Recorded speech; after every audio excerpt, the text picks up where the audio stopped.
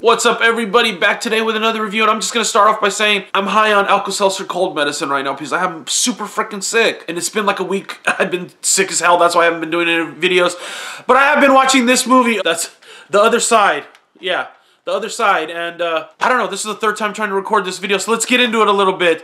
The Other Side is basically directed by two guys who I'm not even going to try to pronounce their name. It was done through like an Indiegogo campaign, and it's basically a zombie movie with a twist. And, you know, the big clues of the movie's called The Other Side. So the film opens up, and this girl's missing. Her husband's trying to find her, and then the sheriff shows up, and he lets us know that a bunch of people from the town are missing.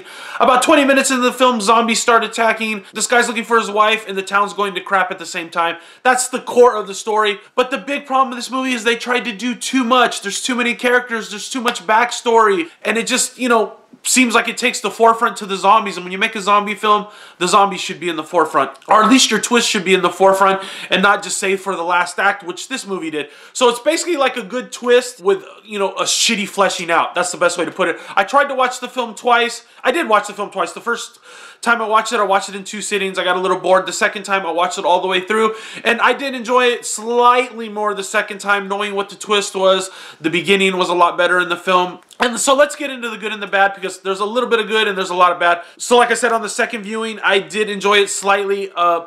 Enjoyed the comedy aspects of this film a lot more the second time, and not all of them were intentional. The sister-in-law is such a bad overactor. It's actually hilarious. I mean, you could just watch her for comedy value. Overacting at its finest, definitely. And then the mayor of the town, he was intended, I'm sure, for comedy purposes. He kind of explains what's going on, what might be causing it, but his character's just like a typical dickhead, and I thought he was actually pretty funny in the movie watching it the second time. So yeah, that's about all I can say about some of the good stuff. There is a couple of good little songs at the end of the movie during the credit sequence, and that's not saying much. I know that's grasping at straws, but I really did like the music at the end of the film. And the end is the best part of the film because that's when they reveal the twist. But let's get into the bad parts because it's just really bad. Like I said, too many characters, too long, definitely too long. I think it was 1 hour and 42. Too long. They should have cut it by 20 minutes at least. Definitely. All the characters have these backstories, and the only backstory that's really important is the main character and his wife. And when it plays out, you don't even care. And then the probation officer has a backstory. There's some dudes living in the freaking woods that are kind of like gangbanger, homeless guys, I guess. I don't know. There's just all these fucking backstories. Nobody gives a shit. There's all these cop characters. They go to a school. There's a fat security guard who was actually kind of funny. I don't know. Too long, too many characters. The melodrama that they build up so you care about these characters. See, that's funny because I always complain there's no character development. This one tried to develop character and it fell flat on its face. The sister-in-law. I'm going to keep going back to her. And then the cop, it was funny. He's like the chief of police. He has like 4 earring piercings.